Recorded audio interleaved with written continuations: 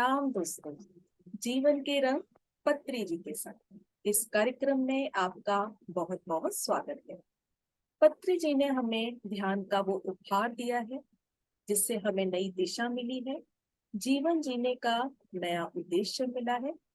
और इस मंच पर हम आपकी मुलाकात उन ध्यानियों से करवाते हैं जिन्हें ध्यान के अद्भुत अनुभव हुए हैं, जो हमारे साथ इस मंच पर शेयर करेंगे। तो आज हमारे साथ हैं देहरादून से लीला नेगी जी, जो अपने एक्सपीरियंस को हमारे साथ शेयर करेंगी। तो बहुत बहुत स्वागत है लीला जी आपका। हमारे साथ अपने धन्यवाद। अनुभव को शेयर कीजिए प्लीज। थैंक यू, धन्यवाद। मुझे अपना मंच देने के लिए बहुत-बहुत शुक्रिया। सबसे पहले तो मैं बताना चाहूँगी ध्यान में आना इत्तेफ़ाक तो नहीं है, लेकिन बहुत सारे डाउनफॉल आए मेरे जीवन में और इतने ज़्यादा आए कि शायद इंसान टूट के बिखर जाता है। तो ऐसे ही मेरे जीवन में भी पड़ाव आए थे, जिसकी वज़ह से मैं बहुत टूट गई थी। इतनी टूट गई थी कि मुझे लगता था अब जीवन में शायद कुछ भी नहीं है। तो बोलते हैं ना कई बार इंसान जब अपने आप से बातें करने लगता है, उस समय मेरे ज़िंदगी में ध्यान कुछ भी नहीं था। मतलब ध्यान था ही नहीं, पता ही नहीं था ध्यान क्या होता है, क्या नहीं होता, कुछ भी नहीं पता, एबीसीडी भी नहीं पता। तो मैं अपने आप से बहुत सारे सवाल करती थी कि ऐसा मेरे साथ क्यों हो रहा है? और मेरे साथ ही ऐसा क्यों हो रहा है? हर किसी के साथ ऐसा होता है, लेकिन हर कोई यही कहता है कि मेरे साथ ऐसा क्यों हो रहा है? मैंने भी बार-बार ऐसे प्रश्न किया। तो एक बार अचानक मुझे मेडिटेशन के बारे में एक क्लासिफाइड में पता चला कि मेडिटेशन, पास्ट लाइफ रिग्रेशन। तो मेरी जानने की इच्छा हुई कि ये सब होता क्या है? मैं जानना चाहती थी। तो देहरादून में सबसे पहले एक बल्लूपुर चौक में मेडिटेशन सेंटर खोला था, निखिल कपूर जी ने, जो कि साउथ से आए थे, बैंगलोर से आए थे। तो मेडिटेशन सेंटर में गई। उस दौरान जब मैं जा रही थी, मन में इतने सवाल थे कि शायद मैं बता भी नहीं सकती। और उस समय ऐसा लग रहा था मैं गहरे सागर में डूबी हुई हूँ और मेरे आँखों से इतने आँसू, मैं डिप्रेशन में थी, टोटल मैं डिप्रेशन में थी। इसे कहते हैं डिप्रेशन, मुझे ये भी नहीं पता था इसे डिप्रेशन भी कहते हैं। तो जब मेडिटेशन सेंटर गई, तब उन्होंने मेडिटेशन के बारे में मुझे बताया कि मेडिटेशन करो, तो आपकी सारी प्रॉब्लम सॉल्व हो जाएगी। तो मैंने सोचा फिर कैसे करना है, क्या करना है? तो फिर उन्होंने मुझे बताया कि कुछ नहीं करना है, आपने केवल पालथी मार के बैठ जाना है और ऐसे हाथ ऐसे करके उन्होंने फर्स्ट टाइम मुझे सिखाया। और विश्वास के साथ मैंने दिन-रात मेडिटेशन किया, इतना मेडिटेशन कि मुझे उनके एक शब्द कि विश्वास के साथ आप मेडिटेशन करोगे तो आपको सब कुछ मिलेगा। सारे सवालों के जवाब आपके मन में जो चल रहे हैं, वो सारे सवाल आपको उसके जवाब मिलेंगे। तो मैंने मेडिटेशन शुरू किया टू 2010 से। 2010 से मैंने इतना मेडिटेशन किया, इतना कि कोई लिमिट ही नहीं था। कई बार तो मैं पूरे दिन करती थी, पूरे रात करती थी। मुझे ऐसा लगता था मेरे प्रश्नों का उत्तर बस यही दे सकता है मेडिटेशन। और वहाँ भी जाती थी, मेडिटेशन सेंटर भी जाती थी, तो वहाँ भी फिर जब मैं मेडिटेशन करने के बाद उठती थी, मैं बुक्स वगैरह पढ़ती थी। You can heal your life.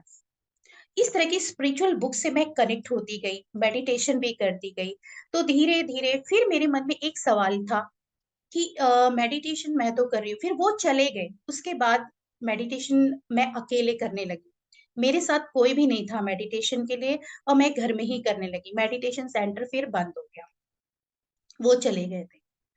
फिर उसके बाद मेरे मन में सवाल आया कि अगर मैं मेडिटेशन करती हूँ, तो मेरे जैसे और भी लोग होंगे मेडिटेशन करने वाले। तो फिर मैं सोचने लगी कि अगर यूनिवर्स हर चीज़ देता है, तो मुझे ऐसे लोगों से मुलाकात ज़रूर कराएँगे।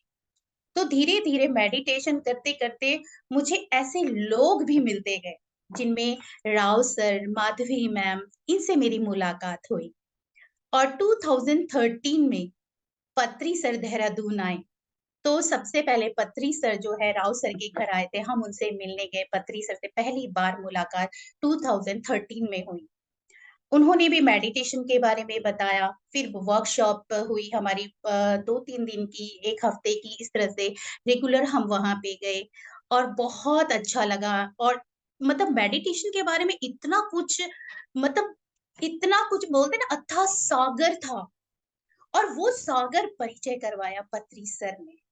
और पत्री जी के साथ जैसे ही मैं कनेक्ट हुई, फिर मैंने बहुत सारे पत्री सर के साथ वर्कशॉप भी अटेंड की, चंडीगढ़, दिल्ली, बहुत जगह मैं गई और बहुत सारे मास्टर मिले।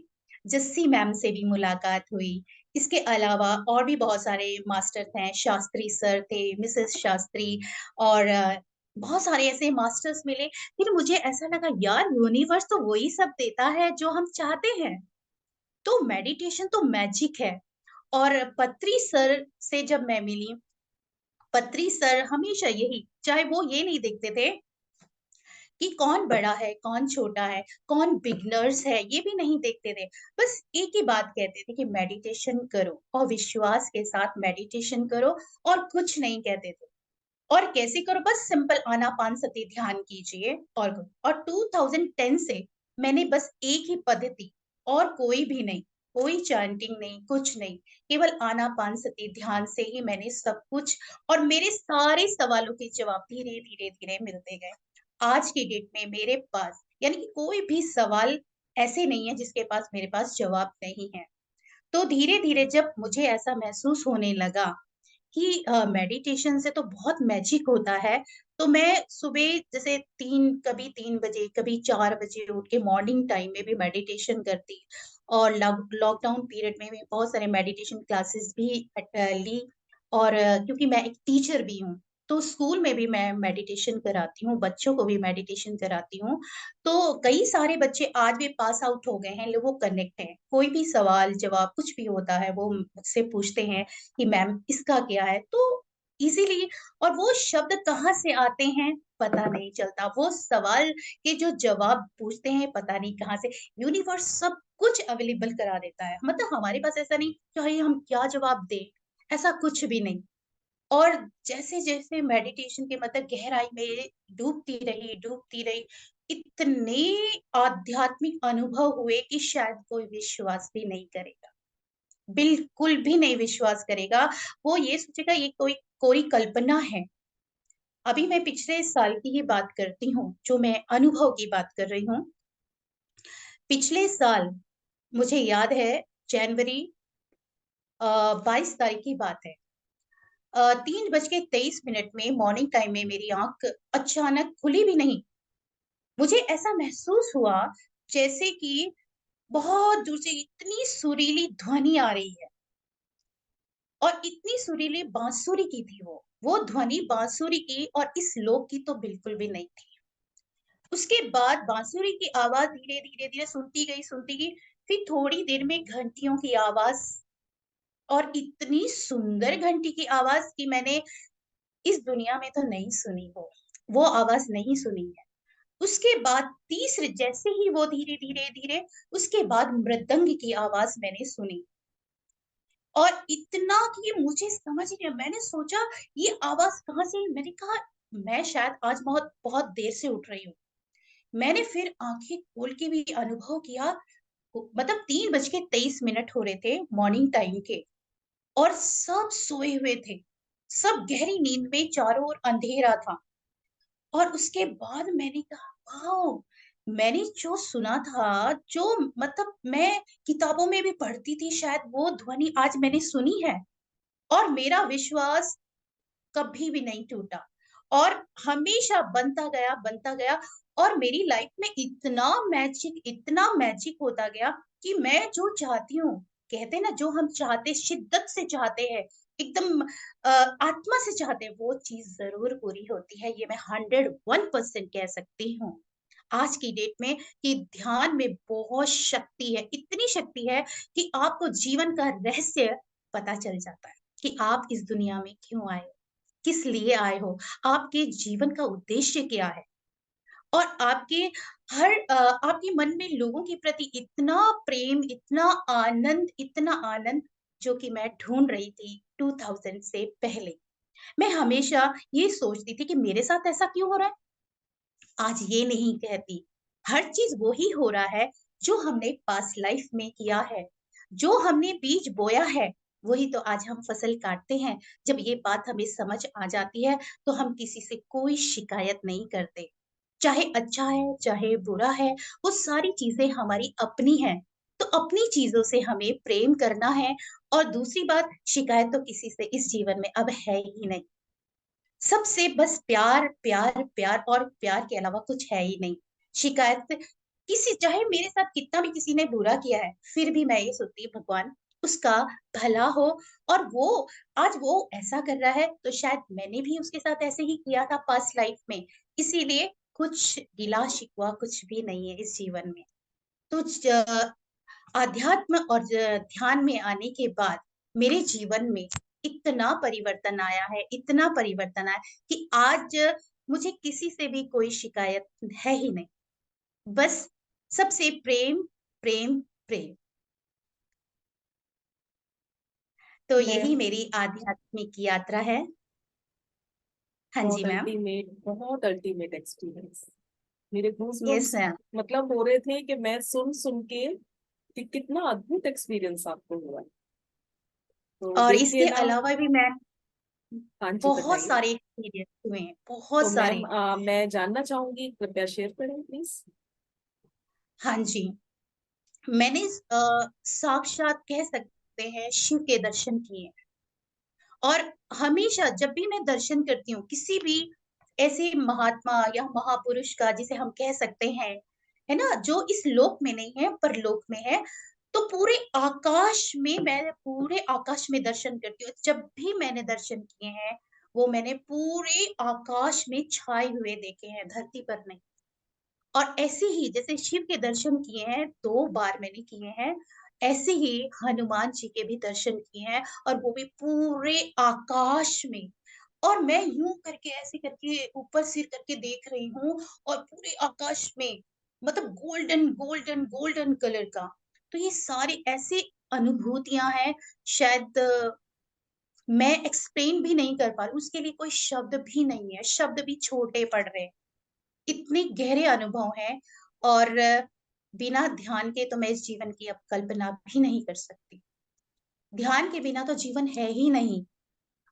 ध्यान से पहले हम अंधेरे में थे, और जैसे जैसे हम ध्यान में आते गए, पतरी सर से जुड़ते गए, और धीरे धीरे और गहराई पता चलती गई, तो ऐसा लग रहा था कि हम किस अंधेरे से उजाले की ओर आ रहे, प्रकाश ही प्रकाश है। और ऐसा लगता है ये जीवन तो अब हम जीना शुरू कर रहे हैं। और ऐसा लग रहा था जीवन जितना जल्दी से जल्दी हम ध्यान करेंगे, उतना ही शायद और प्रकाश और उजाला और ज्ञान मिलेगा। और ध्यान ही ज्ञान है, ये मैं कह सकती हूँ। और ज्ञान का असली अर्थ यही है कि हम इस जीवन को समझें, कि आखिर इस जीवन में हम क्यों आए हैं, और हमारा उद्देश्य क्या है। केवल खाना पीना सोना ये सब उद्देश्य नहीं है।